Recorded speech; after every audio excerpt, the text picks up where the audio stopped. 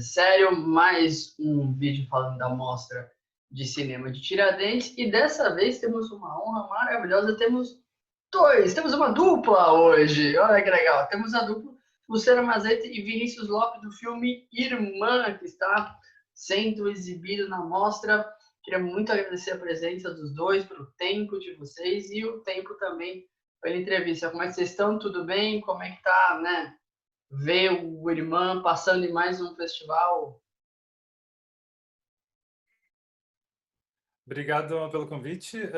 Tá sendo muito bom. A gente acabou de fazer o debate, né, com outros dois filmes da programação da Mostra Olhos Livres. Agora foi muito bom, né, conversar com os outros realizadores, né, porque é isso, né, a gente fica aqui, o filme está passando, mas não tem contato direto, né, com as pessoas, né. Então agora o debate foi muito bom para ter um contato, né? Tava a Lila ali, a curadora, mediando, então pelo menos é uma forma da gente conversar e trocar um pouco com o público também, que estava fazendo algumas perguntas, mas com os outros realizadores, com os curadores, enfim, né? É uma maneira da gente conversar um pouco, né? Então foi bem bom.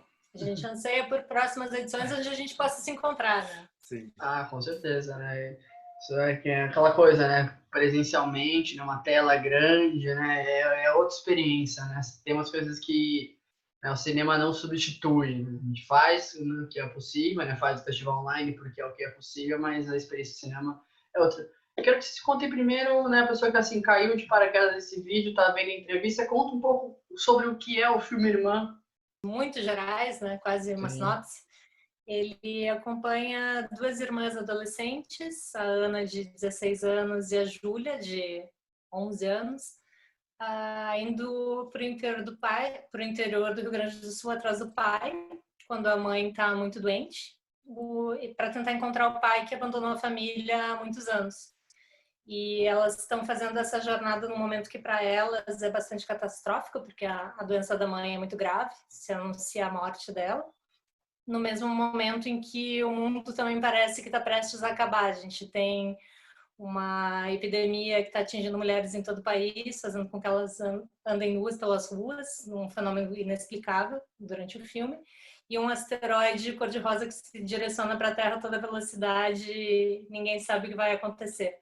Então, todo esse conflito do reencontro familiar e da perda familiar tão catastrófico está dentro de um contexto também de uma certa catástrofe, né? Que se parece muito com o que a gente estava sentindo naquele momento, quando a gente escreveu o roteiro em 2016.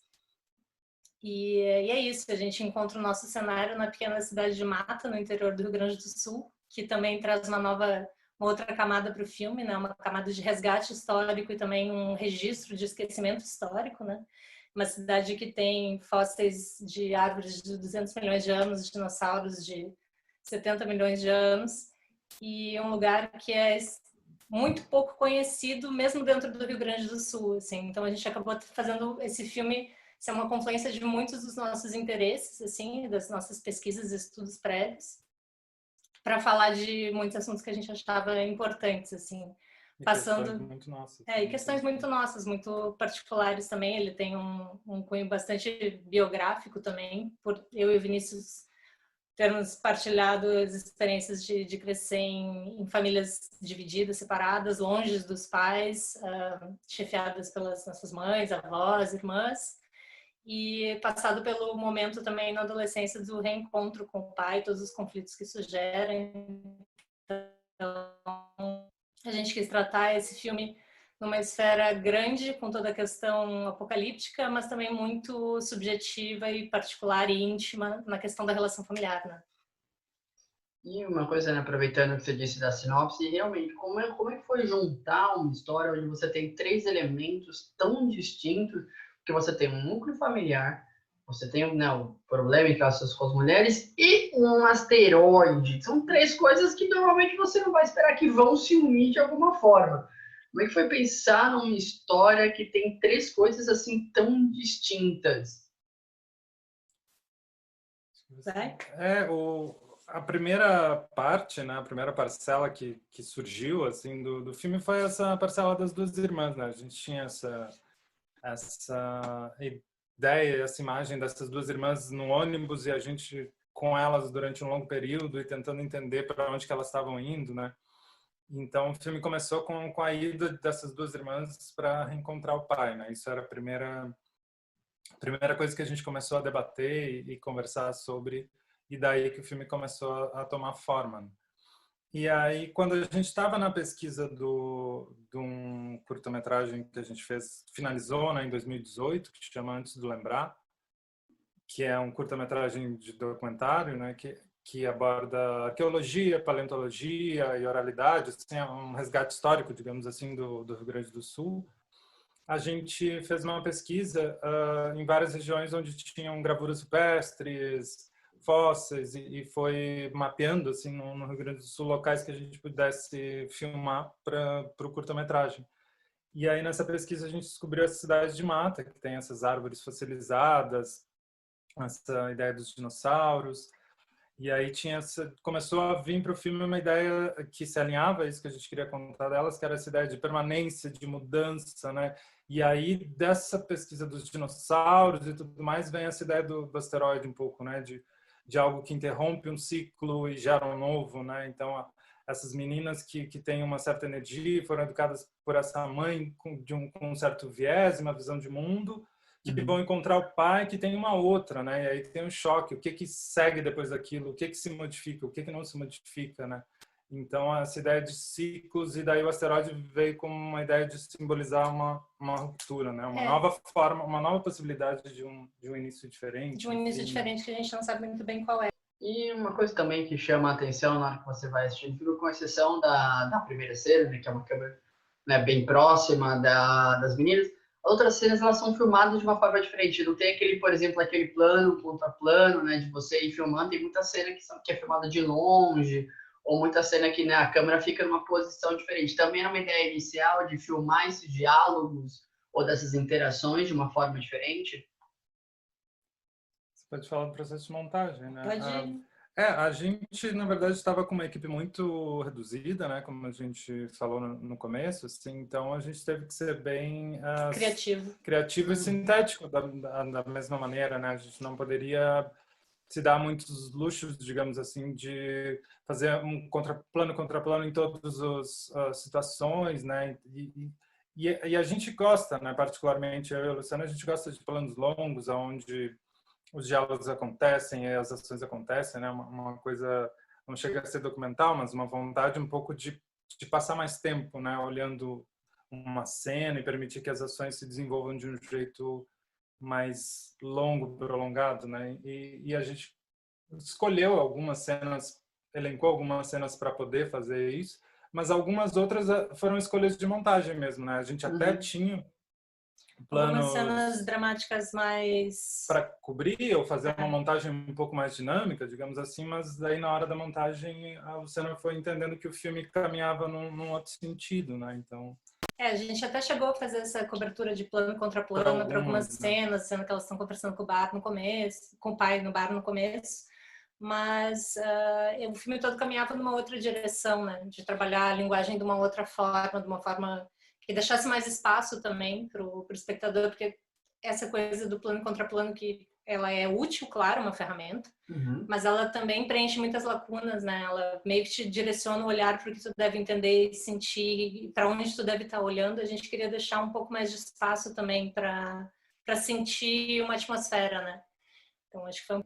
E a diferença de idade entre as duas meninas também sempre foi essa diferença entre essas duas. Você tem uma adolescente, vamos dizer, uma jovem, e uma mais pré-adolescente, mais criança. Sempre foi a ideia de trazer para o irmã essas duas diferenças de pensamento em duas mulheres diferentes. A gente construiu essas nossas duas personagens pensando, né, em como seria conduzida a narrativa a partir da ligação entre elas e do apoio que elas dão uma para a outra, mas com essas diferenças. A Ana, a irmã mais velha, que tem 16 anos, é muito um reflexo na nossa construção e criação de personagem desse movimento feminista, esse movimento feminista que estava se renovando nessas jovens mulheres, né? Então, essas mulheres que lutam, que vão para a discussão, que são fortes, não se dobram. A Ana era para ser um reflexo dessa geração. E a Júlia a gente construiu a partir de uma utopia que a gente começou a pensar com base nesse movimento tão forte, né? Como seria uma menina que nunca passou por todos esses condicionamentos, né? Que nunca foi ensinada a ter medo, a se comportar de uma determinada forma. Como que ela seria? Quanta energia a gente gasta tendo que lutar contra coisas tão incutidas e erradas? E se toda essa energia pudesse ser jogada em simplesmente existir, né? Que tipo de carga de energia ela teria? Será que ela teria superpoderes? Daí surgiu a ideia desses pequenos superpoderes da Júlia, né? Dessas grandes possibilidades que ela tem, que se refletem em coisas pequenas dentro do filme, elas são simbólicas e delicadas, mas a construção disso foi nesse sentido, assim, a Ana que é combativa a esse sistema e a Júlia que basicamente é alheia a isso, é uma utopia, né? É uma coisa que não existe. Mas como seria, né? O nosso estudo de como seria. Se ela nunca tivesse passado pelo... O pai, no caso, na nossa história, foi embora quando ela era muito criança, muito pequena, então ela não teve essa influência que na nossa história é desse poder paterno. E aí vamos para... Falamos das meninas, vamos para a parte que até no texto eu coloquei como supernatural, mas na verdade foi porque eu não encontrei ainda a palavra adequada para colocar isso. Na hora que vocês falam do asteroide ser um asteroide rosa, também era uma ideia desde o começo, de ter aquela cor, não ser simplesmente um rosa, mas ser um rosa vivo, um rosa que preenche a tela, né? Um rosa super chamativo. Também era uma ideia, era esse tom o tempo todo. Como é que foi pensar em um asteroide e num asteroide rosa? Acho que foi desde o início, né? Acho que sim. A gente tinha durante o filme a gente explora muito essa coisa do azul contra mais um vermelho, mais um ocre. Foi uma escolha junto com a direção de fotografia, né, para trabalhar, e com a arte, para trabalhar esses momentos que a gente teve que trabalhar com recursos muito limitados para criar sensações, né? E a equipe técnica foi maravilhosa, muito criativa e muito bem sucedida nisso para criar esses momentos, essa ambiência. Mas para cá que você não está aparecendo. Mas sim, o asteroide em si, ele sempre foi rosa, não nessa dicotomia boba, né, de azul menino e rosa menina, não nisso, mas por ser essa coisa, até se coloca também, né, como a nebulosa, né, que é esse rosa que se destaca no azul do céu escuro. Então, mas tem também, sim, um pouco dessa carga do rosa da menina, mas então o rosa da menina ele vai vir que nem um asteroide e vai destruir tudo que a gente está vendo, né? Então a gente não está querendo criar paradigmas que são bobos, não é isso? E divisórios. E divisórios, o que a gente está querendo dizer, então, se esse paradigma existe, vamos explorar esse paradigma no máximo da sua potência, né? Então, esse asteroide é cor de rosa mesmo, mas ele é pink, ele vem a toda velocidade, a destruição dele a gente não sabe o que vai gerar.